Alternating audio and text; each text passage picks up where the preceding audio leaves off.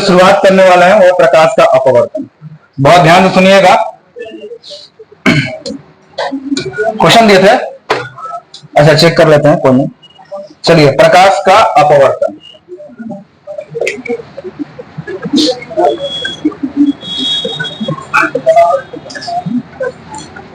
Refraction of light.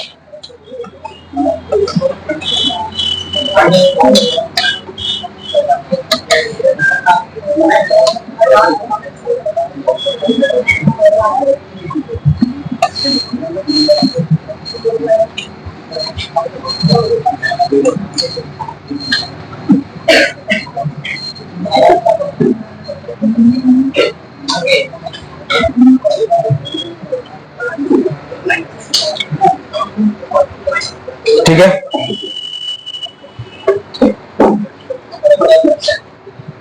देखिए reflection हम लोग आप पढ़े हैं, रिफ्रैक्शन भी आप पढ़े हैं, है ना। 10th क्लास में आपने रिफ्रैक्शन भी पढ़ा है। तो रिफ्रैक्शन में क्या बताया गया था प्रकाश के अपवर्तन में? तो प्रकाश के अपवर्तन में यह कहा गया था, है ना, कि कोई प्रकाश जब एक माध्यम से दूसरे माध्यम में ट्रेवल करती है, ठीक है, एक माध्यम से दूसरे माध्यम में ट्रेवल करती है, तो क्या करती है? वो अपने पथ में परिवर्तन करती है। जो ये पथ में परिवर्तन मतलब जिस रास्ते से होकर जा रही है, ये उसी रास्ते में ना रह करके किसी और रास्ते को भी क्या करेगी? कवर करेगी, मतलब थोड़ा सा अविलंब से इधर उधर मुड़ेगी, ठीक है। अब ये जो घटना है इसके मुड़ने का, वो घटना जो है उसको हम क्या कहेंगे? प्रकाश का अपवर्तन कहेंगे। मूर्ति क्यों है, क्या वजह है? एक मिनट, जरा सा एक चीज छूट गया है।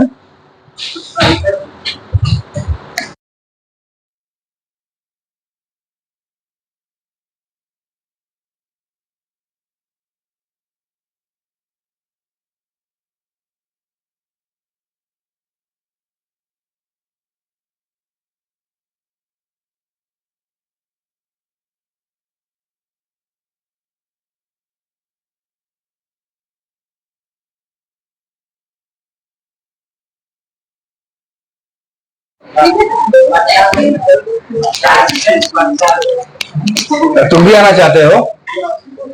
चलो, तुम्हारा तो पता नहीं, लेकिन तुम्हारी वो वाली तो जरूर आ सकती है ना।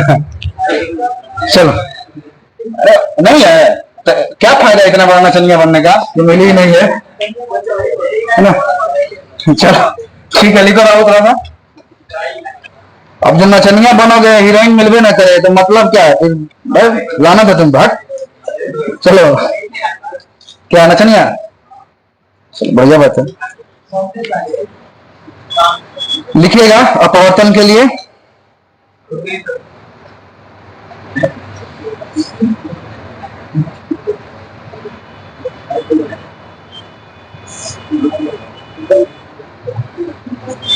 बोले बाबू,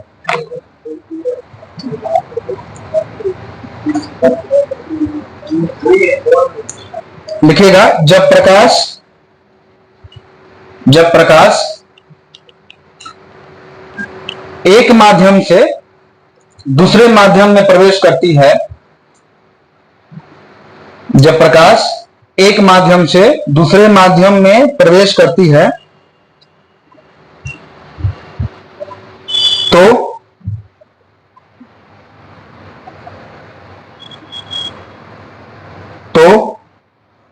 उसके पथ में परिवर्तन हो जाता है। तो उसके पथ में परिवर्तन हो जाता है, पथ में परिवर्तन हो जाता है, जिसे प्रकाश का अपवर्तन कहा जाता है, जिसे प्रकाश का अपवर्तन कहा जाता है। ठीक है बाबू, देखो होता क्या है, ध्यान से सुनिएगा। इसमें दो तीन चीजें आपको मिलेंगी, है ना, जो नोट नहीं करवाएंगे, लेकिन उसको सुनना है, जानना है। देखिए, जब प्रकाश जो है बिल्कुल होमोजीनियस मीडियम में अगर गति करेगा, होमोजीनियस का मतलब एक जैसे माध्यम में गति करेगा, तो बिल्कुल स्ट्रेट पथ में सीधा रेखा में गति करता है। जैसे मान लीजिए कि निर्वात है और निर्वात में प्रकाश अगर गति कर रहा है, तो प्रकाश की गति बिल्कुल ही ऐसी होगी, ऐसे ऐसे गति करेगा, है ना। ये क्या है? ये स्ट्रेट लाइन है। ओके, अब जब प्रकाश क्या करेगा कि वो माध्यम को चेंज करेगा। माध्यम को चेंज करने का मतलब क्या है? माध्यम को चेंज करने का मतलब है कि वो हो सकता है कि प्रकाश जो है वो सरल माध्यम से विरल माध्यम के अंदर जा रहा हो, या ये भी हो सकता है कि प्रकाश विरल माध्यम से सरल माध्यम की ओर जा रहा हो। विरल सरल क्या होता है? जैसे सॉरी, सरल विरल तो एक ही है, सघन और विरल। तो सघन माध्यम जो है, सघन माध्यम का मतलब होता है कि जो माध्यम कंजस्टेड हो। कंजस्टेड किससे होगा? तो जो बना होगा जिस अणु से, वो अणु पास पास होंगे थोड़ा सा। जैसे मान लीजिए कि निर्वात में प्रकाश अगर चलता है तो निर्वात में प्रकाश की स्पीड जो है, चाल जो है बहुत तेज होती है। क्यों होती है? क्योंकि निर्वात तो निर्वात है, वहां किसी का प्रेजेंस नहीं है, कोई है नहीं, बिल्कुल ट्रैफिक क्लियर है। अब आप भी मान लीजिए कि यहां से जाते हैं गांव साइड में, तो अगर गांव साइड में निकलेंगे तो रास्ता एकदम क्लियर है, खूब मिलेगा रास्ते पर, दूसरा वो कुकुर मिल जाएगा, है ना, या भैंस चरने वाली भैंस मिल जाएगी। लेकिन यहां चलिएगा तो यहाँ मेकअप करके भैंस चलती है रास्ता में, ना, मेकअप करेगी, ऐसे स्टाइल मारते चलेगी करते हुए। तो वो क्या है? वो सब भीड़ है इसमें, खोकबू पानी दो उसको खास करके। अब देखो यहाँ पे, अब जो रास्ता है, मान लो रोड पे आ जाए, शहर में आ जाए, शहर में ट्रैफिक है, ट्रैफिक है तो जाहिर सी बात है तुम्हारा स्पीड कम होगा तो जब बढ़ेगा।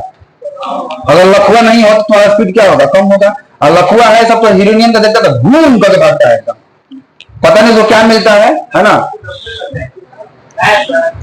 सही बात नहीं करता है, मतलब ये भी करता है तो इसको दुख हो रहा है, तकलीफ हो रहा है, मत करना भाई। लड़कियां गली आती है पीछे से, खुश नहीं होती है। हाँ, तो कुल मिला के बात यह है कि जब प्रकाश जो है निर्वात में चलेगा तो निर्वात में उसको डिस्टर्ब करने वाला कोई भी नहीं होगा। तो क्या करेगा? प्रकाश अपना चल रहा है, लेकिन अगर उसी प्रकाश को आप हवा में लेकर के आ गए, है ना, या हवा में लेकर के आएंगे तो वहां पर अणु है, लेकिन अणु क्या है? कोई गैस है, तो अणु क्या है? थोड़े दूर दूर है करके, है ना, एक दूसरे से बंधे हुए नहीं है, बहुत ज्यादा दूर दूर है। तो उसमें प्रकाश को दिक्कत होगा, लेकिन ज्यादा दिक्कत नहीं होगा, प्रकाश भी चलेगा।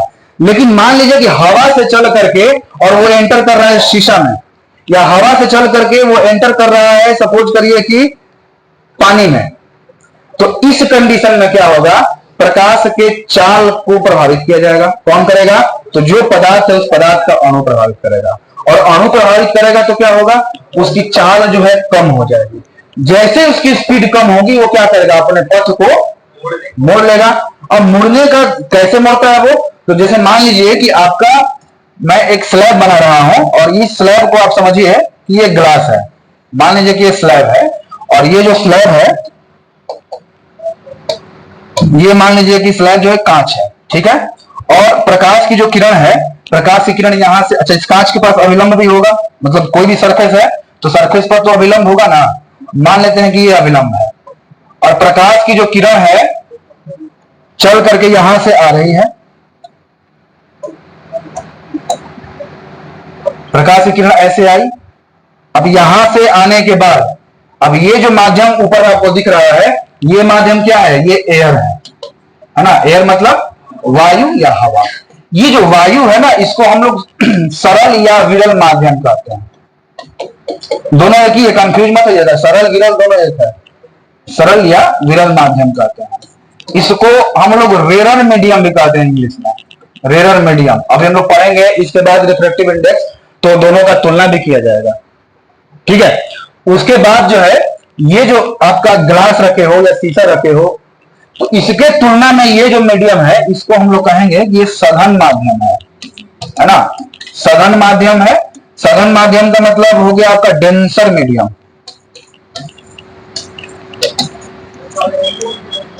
क्या है? हाँ, पहले हिंदी मीडियम, बाद में अंग्रेजी मीडियम, ठीक है। ये सरल मीडियम, सरल माध्यम में था, उसके बाद जब इसमें आया, आना है इसको विरल माध्यम होगा। जाहिर सी बात है कि ये अपने मस्त एकदम स्पीड से आ रहा है, कल नहीं, सामने क्या हुआ? ट्रैफिक मिल गया। अब ट्रैफिक मिला तो क्या होगा? इसके रास्ता मुड़ेगा, इसका रास्ता मुड़ेगा तो ये अभिलंब की ओर मुड़ेगा। बात समझ रहे हैं? जैसे यहां पर ये अभिलंब पे हुआ, ये वाला एंगल हुआ इंसिडेंस एंगल आई हो गया। जब ये टर्निंग करेगा तो टर्निंग ये कहां करेगा? अभिलंब से। इसको ऐसे, मतलब कैसे निकलना चाहिए था? इसको एक्चुअली में निकलना चाहिए था ऐसे, ये ऐसे ही रास्ता इसका था ना, लेकिन ये ऐसे नहीं जा करके ये क्या होगा? ये अपने रास्ते को मोड़ लेगा। कैसे मोड़ेगा? मैं कौन सा कलर यूज देता हूं, ये रास्ते को अपने यहां से ऐसे मोड़ लेगा, स्ट्रेट लाइन जाएगा, बिल्कुल ऐसे मोड़ लिया। आप समझ रहे हैं बात को? अब ये जब मुड़ेगा यहीं पे, इसके बाद इस माध्यम के अंदर ये बिल्कुल सरल रेखा में चलेगा, स्ट्रेट लाइन में चलेगा, वहां पर अंदर में कोई परिवर्तन नहीं होगा। अब देखिए यहां पर भी तो एक अभिलंब होगा ना, क्या एक अभिलंब यहां पर होगा कि नहीं होगा? अभिलंब तो बहुत सारे हो सकते हैं ना किसी जगह पे, है ना। अब जब प्रकाश एंटर किया है इसमें, तो इसमें चल रहा है स्ट्रेट लाइन से, और जब ये स्ट्रेट लाइन से चलते हुए पूरे माध्यम को कवर किया, अब जब बाहर निकलेगा तो इसके अंदर एक और घटना होगी, और वो क्या होगा, फिर से मुड़ेगा, क्योंकि यहां पर स्पीड इसका क्या था, कम था, और यहां से कम स्पीड से ये क्या करेगा, बहुत ज्यादा स्पीड में घुसेगा, और ज्यादा स्पीड में घुसेगा तो जाहिर सी बात है कि ये क्या करेगा, अपने रास्ता को फिर मोड़ेगा, लेकिन अब की बार जो मुड़ेगा वो अभिलंब से दूर भागेगा, अभिलंब के नजदीक नहीं रहेगा। आप समझ गए बात को? यहां पर जो है जब एंटर हुआ शुरुआत में तो क्या हुआ, ये अभिलंब की तरफ मुड़ा, लेकिन जब ये अपने लास्ट पॉइंट पहुंचा, जब इसको बाहर निकलना हुआ तो ये अभिलंब से दूर भागा। ठीक है, तो यहां से आपका दो ऑब्जेक्टिव क्वेश्चन बन सकता है। कैसा ऑब्जेक्टिव क्वेश्चन होगा, तो पूछा जाए कि प्रकाश जब विरल माध्यम से सरल माध्यम में प्रवेश करती है तो अभिलंब के तरफ मुड़ती है, सॉरी सघन में, सॉरी। और अगर प्रकाश जो है सघन माध्यम से विरल माध्यम में अगर एंटर करेगी तब क्या होगा, अभिलंब से दूर भागेगी। कोई दिक्कत वाली बात नहीं है, इसको लिख लिया जाए। चलिए ठीक है, लिखिएगा। हाँ, फिगर को ड्रॉ कर लीजिए। हाँ, क्या हुआ, उड़वा हो, कहा निकलो ऊपर, इधर उधर एडजस्ट हो जाओ।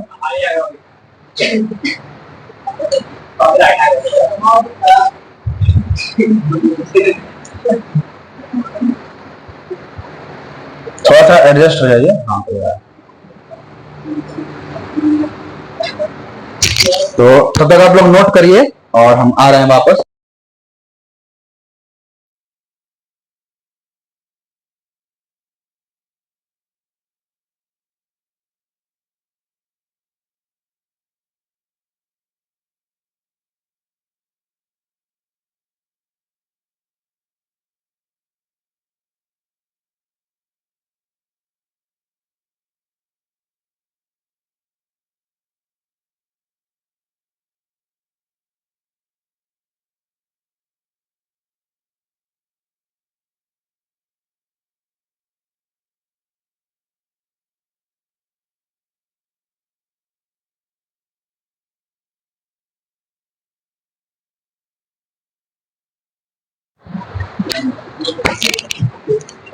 हो गया,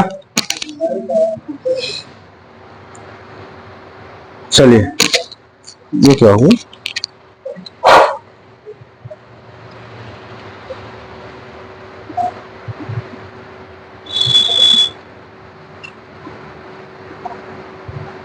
हो गया।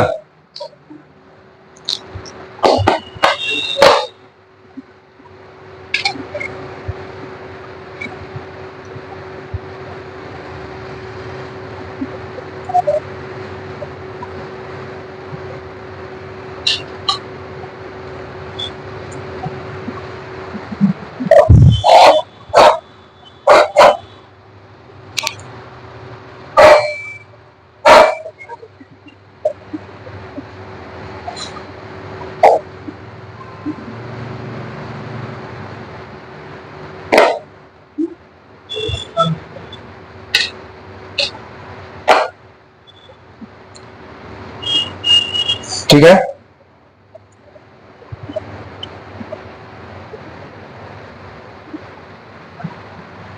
चलिए थोड़ा सा नियम नोट कर लीजिए इसका।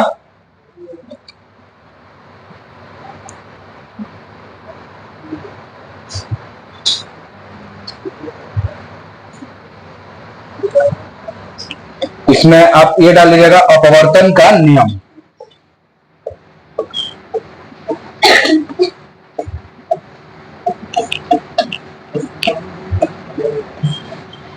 Law of refraction.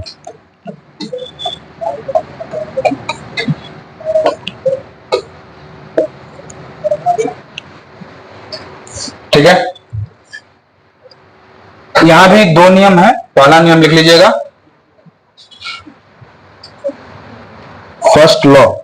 Second law इसका ज्यादा इंपॉर्टेंट है, मतलब सिर्फ सेकेंड लॉ भी आपका 2 मार्क्स एग्जाम में आ जाता है। अभी मैं क्वेश्चन बताऊंगा कैसे पूछा जाता है उसमें। लिखिएगा फर्स्ट लॉ में, अभी रुकेंगे नहीं, अब आप डायग्राम रोक दीजिए, मतलब अगर नहीं बनाए हैं तो आप कुछ देर के बाद बना लीजिएगा, बट नोट कर लीजिए इसको। लिखिए, आपतित किरण, आपतित किरण, अपवर्तित किरण, आपतित किरण, अपवर्तित किरण और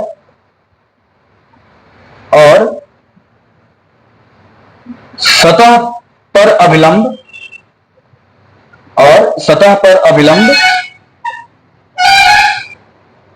तीनों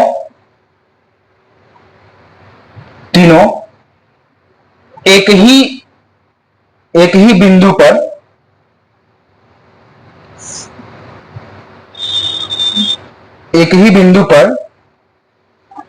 तथा एक ही तल पर स्थित होते हैं। एक ही बिंदु पर तथा एक ही तल पर स्थित होते हैं, स्थित होते हैं। ठीक है बच्चा, अब इसमें दूसरा नियम देखिए, दूसरा नियम ज्यादा इंपॉर्टेंट है। अच्छा, एक बात ये भी जान लीजिए, जैसे कई बच्चों को कंफ्यूज है कि एक ही तल पर कैसे स्थित है। तो कई बच्चों को लग रहा है कि यहाँ पर आपतित हुआ है फिर यहां से निकला है। नहीं, देखो क्या है, इस प्लेन के लिए, जो ये वाला प्लेन है वो, इस प्लेन के लिए आपतित किरण ये है ना, और अपवर्तित किरण कौन है, ये है। तो यहां पर आपतित किरण, अपवर्तित किरण और ये अभिलंब जो है सतह का, एक ही प्लेन के एक ही पॉइंट पर है। अब यहां इस प्लेन के लिए देखिएगा, तो इस प्लेन में क्या है कि ये आपतित किरण हो जाएगा इस प्लेन के लिए, और ये क्या हो जाएगा, अपवर्तित किरण हो जाएगा, है ना, और ये वाला अलग अभिलंब हो जाएगा। ये भी तीनों एक ही प्लेन में है, कोई डाउट तो नहीं है। चलिए दूसरा नियम में लिखिएगा,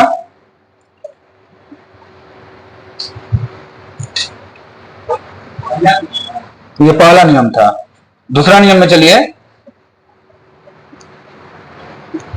साइन तो जानता होगा, साइन को हिंदी में क्या कहते हैं, साइन को हिंदी में क्या कहते हैं, साइन थीटा कॉस थीटा पढ़ा है ना। साइन को हिंदी में क्या कहा जाता है, ज्या, कोसाइन को कोज्या। यहां पर मैंने इसलिए बताया क्योंकि ये ज्या टर्म जो आपका आएगा, है ना, और इक्वेशन में साइन लिखना होगा, इसलिए मैंने बता दिया उसको। जया नहीं, जया लड़की हो जाएगी, ज्या जब देखो तब वहीं ख्याल होता है तुम लोग। लिखो, आपतन कोण की ज्या, नहीं अलग कॉपी ले लो, इसमें क्या लिखोगे, दूसरा नियम है तो उसी में लिखोगे, अभी बोले कहां है बेवकूफ। आपतन कोण की ज्या और अपवर्तन कोण की ज्या, आपतन कोण की ज्या और अपवर्तन कोण की ज्या का अनुपात, ज्या का अनुपात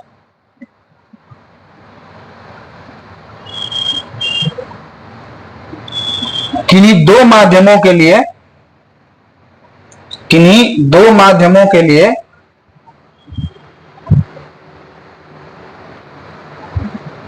नियत होता है, नियत होता है। ठीक है, दो माध्यम करने का मतलब क्या है, देखिए जब भी अपवर्तन की घटना होगी, है ना, तो दो माध्यम अवेलेबल रहेंगे। एक कौन सा, एक कोई माध्यम सरल माध्यम हो सकता है, और दूसरा कोई सा कौन सा माध्यम होगा, सघन माध्यम हो सकता है, रेरर मीडियम और डेंसर मीडियम। तो इन दोनों माध्यमों में जब हम लोग कंपेयर करेंगे तो हमको मिलेगा एक कांस्टेंट, और ये कांस्टेंट ऐसा वैसा कांस्टेंट नहीं है, इस कांस्टेंट को एक नाम देते हैं, उस कांस्टेंट का नाम है रिफ्रैक्टिव इंडेक्स, है ना, अपवर्तनांक बोलते हैं उसको। तो क्या कहा गया सेकंड लॉ में कि जो आपतित किरण की ज्या है और जो अपवर्तन कोण की आपतन कोण की ज्या है और जो अपवर्तन कोण की ज्या है, इन दोनों का अनुपात किसी दिए गए दो माध्यमों के पेयर के लिए, जोड़े के लिए एक नियतांक होता है, एक कांस्टेंट होता है। क्या मतलब है इसका? इसको कहा जाए ज्या करने का मतलब क्या हो गया? साइन। तो साइन आई से दिखाते हैं एंगल ऑफ इंसिडेंस को, और एंगल ऑफ रिफ्लेक्शन को भी दिखाएंगे आर से, और एंगल ऑफ रिफ्रैक्शन को भी दिखाएंगे आर से। यहां पर हो जाएगा साइन आर, ये हो जाएगा, इस कांस्टेंट का नाम है म्यू 2 1। इसका मतलब समझाएंगे।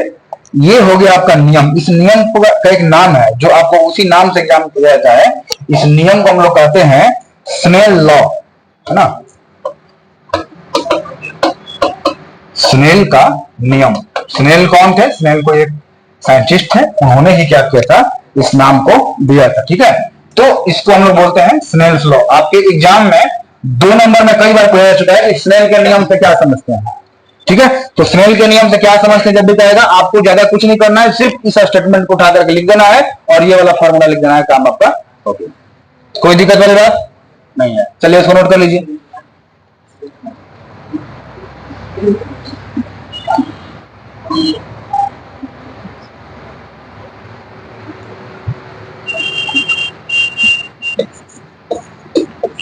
यहां म्यू 2 1 एक नियतांक है,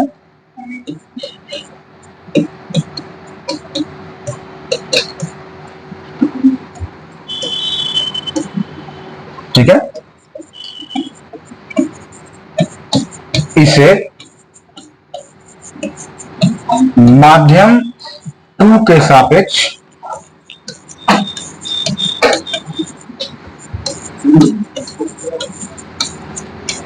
माध्यम 1 का, माध्यम 2 के सापेक्ष माध्यम 1 का,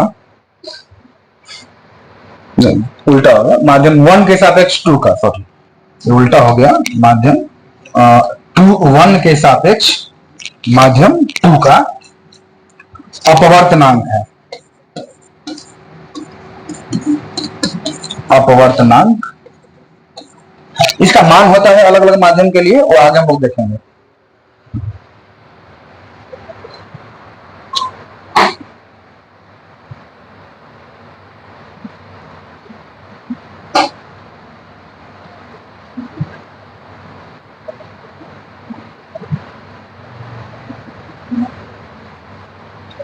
स्नेल का पूरा नाम था विल्बर्ट स्नेल। 1621 ईस्वी में इन्होंने सबसे पहले इस इक्वेशन को डिराइव किया था, है ना। तब तो किसी का जन्म भी नहीं हुआ होगा, हमारा भी नहीं हुआ था, है ना, मोदी जी भी नहीं आए थे, तभी ये फॉर्मूला क्या किया, हमने डिराइव कर लिया था। ठीक है, चलिए आगे बढ़ते हैं, आगे बढ़े। और आगे हमारा जो टॉपिक है वो है रिफ्रैक्टिव इंडेक्स, मतलब अपवर्तनांक। अब यहां पर एक नया टॉपिक आ गया हमको, अपवर्तनांक।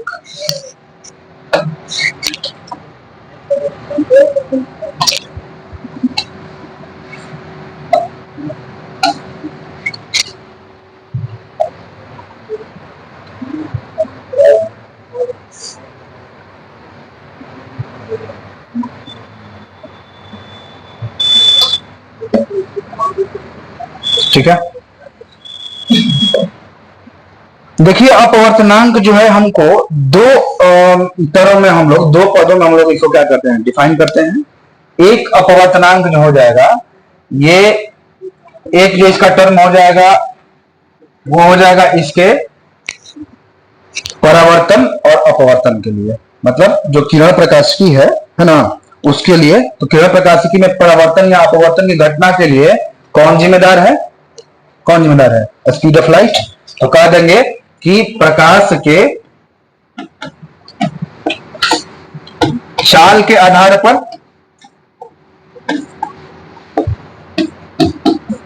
एक बार हम लोग इस पे देख लेंगे और एक बार देख लेंगे प्रकाश के तरंग दैर्ध्य के आधार पर।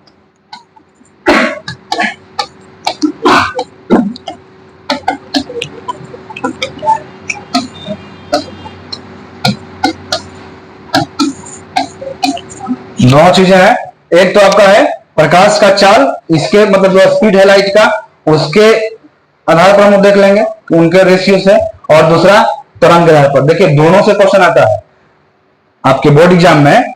पिछले बार शायद इससे इससे संबंधित पूछ लिया था आपका अपवर्तनांक, कभी इससे संबंधित पूछ लिया था अपवर्तनांक, न्यूमेरिकल पूछा था। न्यूमेरिकल जब पूछेगा तो वो क्या कर सकता है, वो चेंज कर सकता है। हो सकता है प्रकाश का तरंग दैर्घ्य ले दे, उस पर कह दे कि आप निकालिए रिफ्रैक्टिव इंडेक्स। हो सकता है कि वो प्रकाश का स्पीड दे दे और फिर पूछे, है ना। दोनों में से कोई भी संभावना है तो दोनों को हम लोग समझते हैं, तो इसको नोट करिए ऐसे ही, बिल्कुल ऐसे ही नोट करिएगा।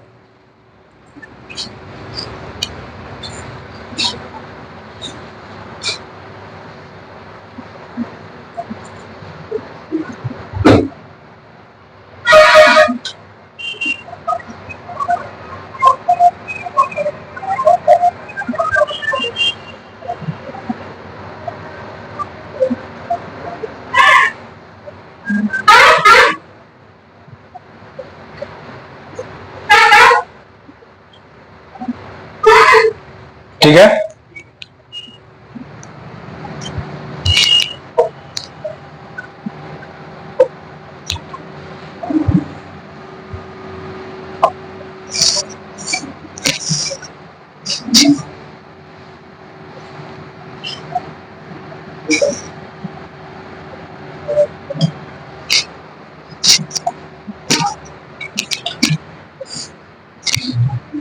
प्रकाश के चाल के आधार पर मैं डिफाइन कर रहा हूं, यहीं पे कर देता हूं। तो प्रकाश की, प्रकाश का निर्वात में चाल एवं प्रकाश का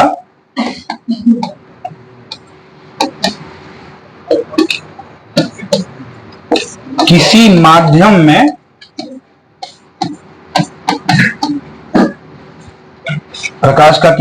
में चाल का अनुपात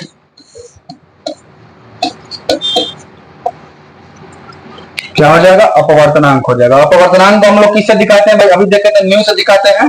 तो म्यू बराबर हम लोग कह सकते हैं कि नहीं साइन आई नहीं भाई, प्रकाश की निर्वात में चाल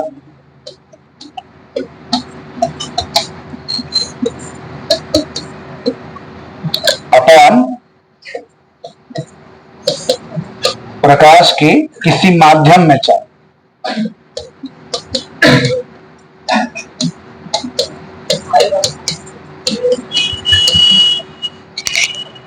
इसको हम लोग शॉर्ट में अगर लिखना चाहें तो देखिए, निर्वात में प्रकाश की चाल को हम लोग दिखाते हैं सी से, है ना।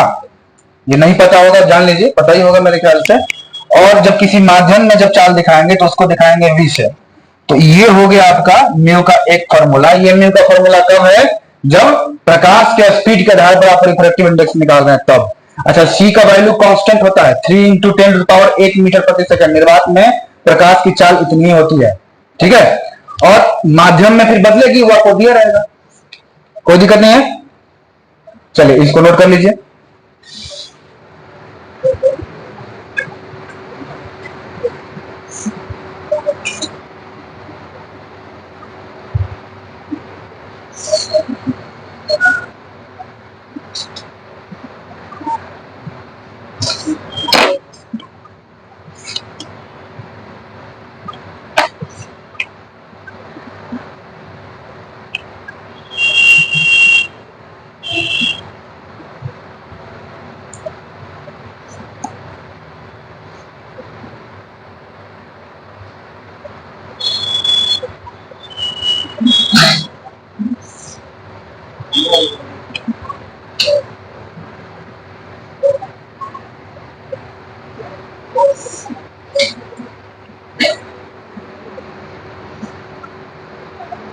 ठीक है,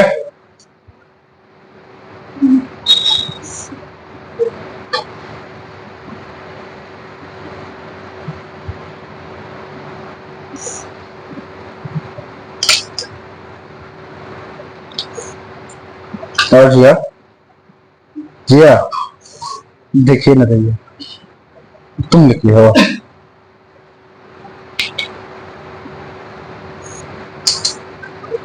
हो गया, लक्षण तुम्हारा हम पकड़ लिया, वो नहीं।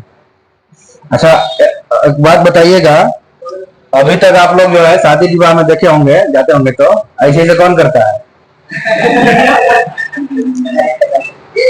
वही धंधा नहीं ना बना है,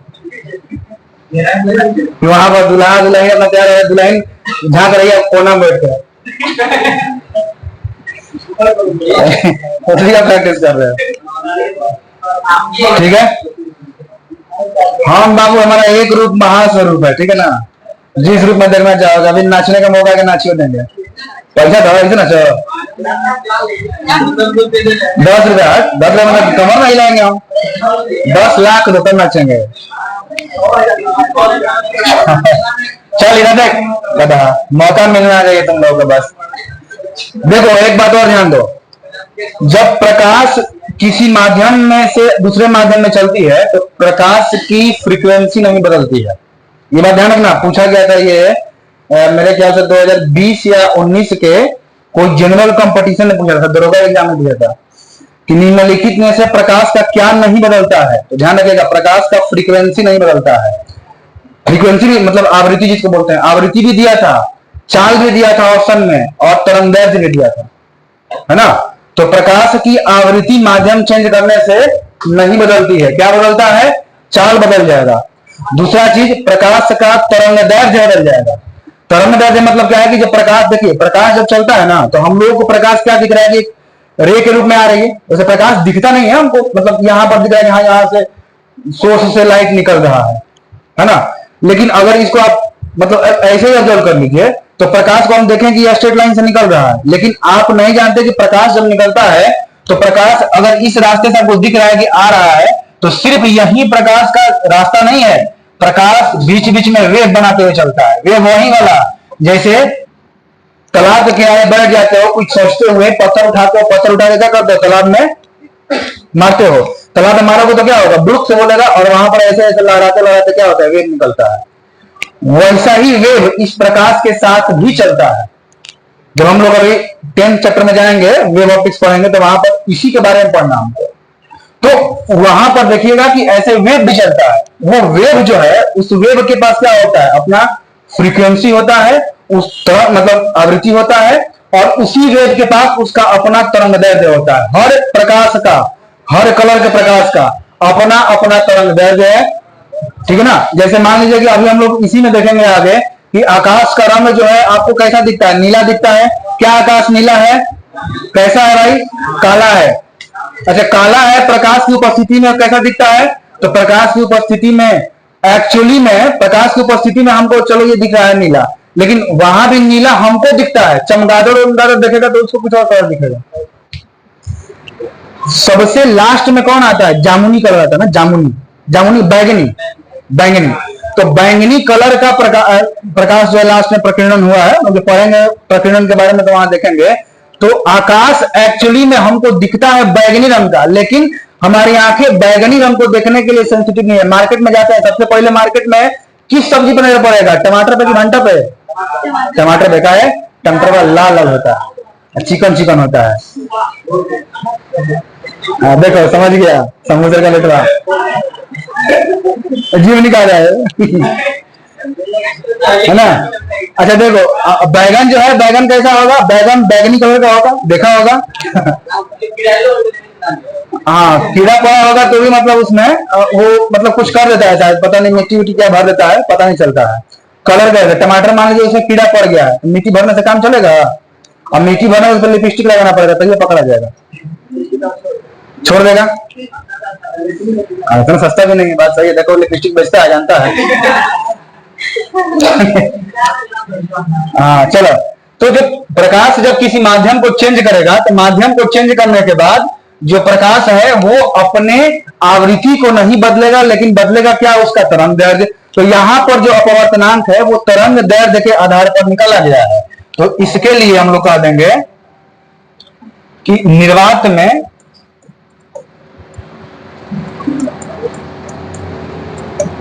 प्रकाश का तरंग दैर्घ्य, इसको और इधर कर लेते हैं, निर्वात में प्रकाश का तरंग दैर्घ्य तथा किसी माध्यम में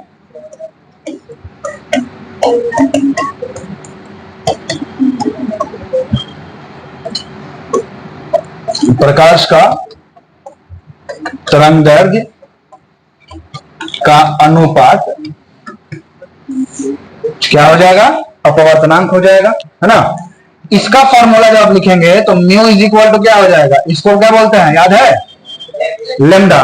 ये लेमडा जो है ऑप्टिक्स में प्रकाश का तरंग दैर्घ्य दिखाएगा, वेवलेंथ दिखाएगा। यहां पर हो गया lambda vacuum upon lambda medium. ये इसका वैल्यू कितना होता है? जब तरंग प्रकाश की पढ़ेंगे तो दोनों को हम लोग देखेंगे क्या क्या होता है, ठीक है ना। छाप लो। कहां कहां दिख रहा है ना? ठीक।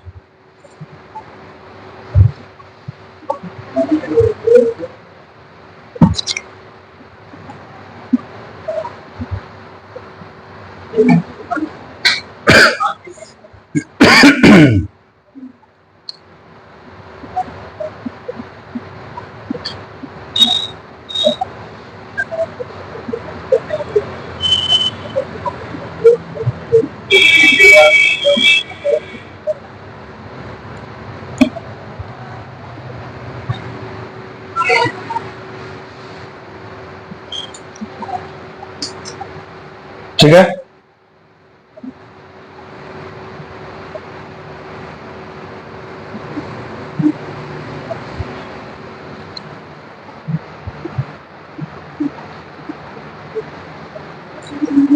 अब देखिए ये जो वीडियो है, ये वीडियो जाने का आपको फायदा, सबसे बड़ा फायदा ये होगा बाबू कि जैसे भी जब आपका एग्जाम नजदीक आएगा और आप जब ऑप्टिक्स का रिवीजन करेंगे और कहीं पर कुछ समझने में दिक्कत आ रहा है, अब तो आपका टॉपिक ऑप्टिक्स का अब शुरू हुआ है, मतलब पहले तो बेसिक ही था। तो ये बनाने का मतलब इसीलिए मकसद ज्यादा रहा है ना, कि जब आप लोग रिवीजन करें, आप लोग को दिक्कत आए तो आप लोग क्या करें, यूट्यूब पे जाइए, उसको क्लिक करिए और स्पीड बढ़ा दीजिए 1.25 या 1.5 जिससे आपको कंफर्टेबल उस पर करके, और एक बार उसको सुन लीजिए। तब आप जब अपने नोट्स को मिलाएंगे तो वहां पर क्या है कि आपको समझ में ज्यादा आएगा, रिवीजन आसान हो जाएगा। अब वैसे देखिए, एक बार जो लेक्चर हमने ले लिया, मतलब जो क्लास में हमने क्लास ले लिया, अब वो क्लास दोबारा तो मिलेगा नहीं आपको, अलग से फीस लगेगा उसका, अगले साल वेट भी करना पड़ेगा, है ना। तो ये जब रिकॉर्डिंग रूप में रहेगा तो आप क्या करेंगे, आप इसको जब भी आपको जरूरत पड़ेगा, चाहे मान लीजिए बाई चांस किसी क्लास छूट गया, जाहिर सी बात है कि आज की क्लास में बहुत लोगों क्लास छूटा होगा, है ना। क्लास छूटेगा तो वो कहां से पूरा करेगा?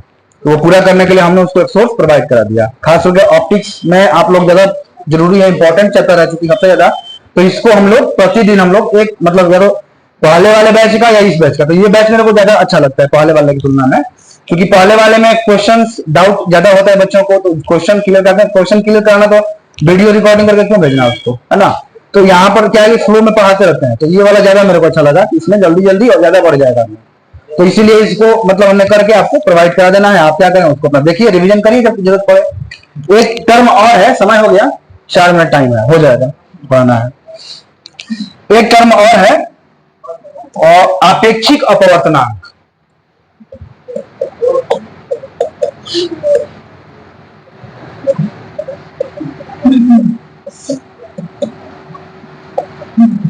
रिलेटिव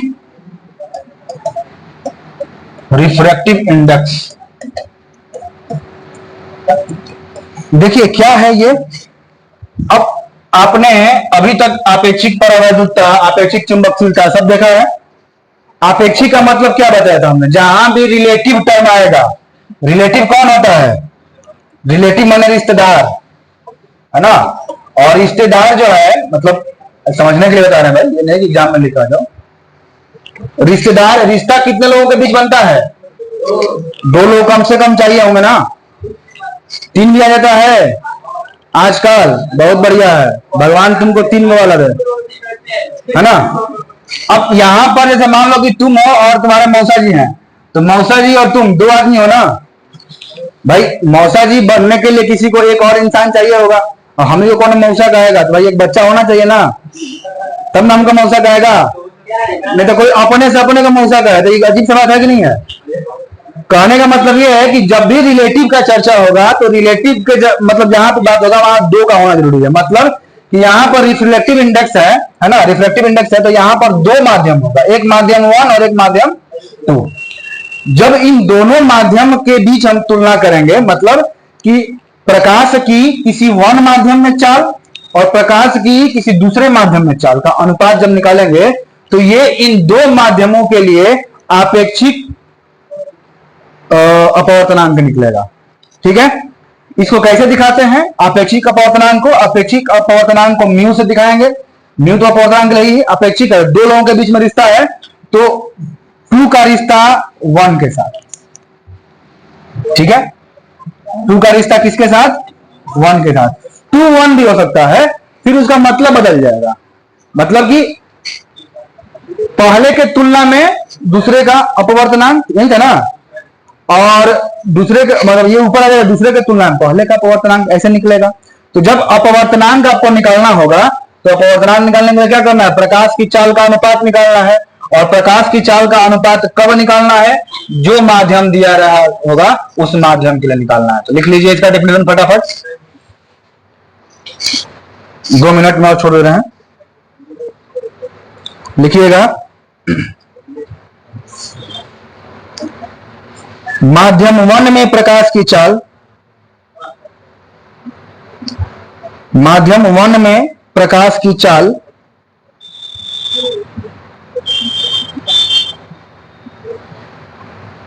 माध्यम 1 में प्रकाश की चाल तथा माध्यम 2 में प्रकाश की चाल का अनुपात,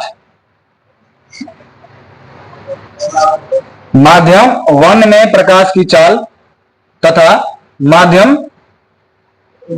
2 में प्रकाश की चाल का अनुपात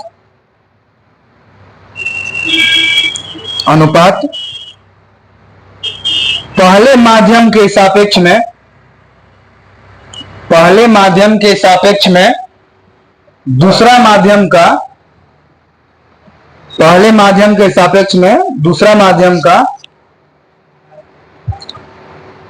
आपेक्षिक अपवर्तनांक, दूसरा माध्यम का आपेक्षिक अपवर्तनांक,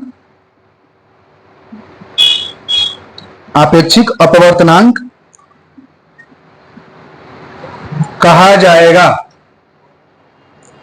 आपेक्षिक अपवर्तनांक कहा जाएगा। अच्छा देखिए यहां पर क्या है? μ2 मतलब सेकंड वाले का अपवर्तनांक, कपार पे कौन चढ़ा है? 1, तो किसके सापेक्ष? 1 के सापेक्ष। तो यहां पर क्या हो जाएगा कि माध्यम 1 में प्रकाश की चाल अपॉन माध्यम 2 में प्रकाश की चाल, इसको अगर हम V1 कह दें और इसको हम लोग V2 कह दें तो क्या हो जाएगा? μ21 is equal to V1 upon V2। ये हो जाएगा आपका आपेक्षिक अपवर्तनांक का फॉर्मूला। आज के लिए इतना ही, आगे के लिए हम लोग कल मिलते हैं। ठीक है।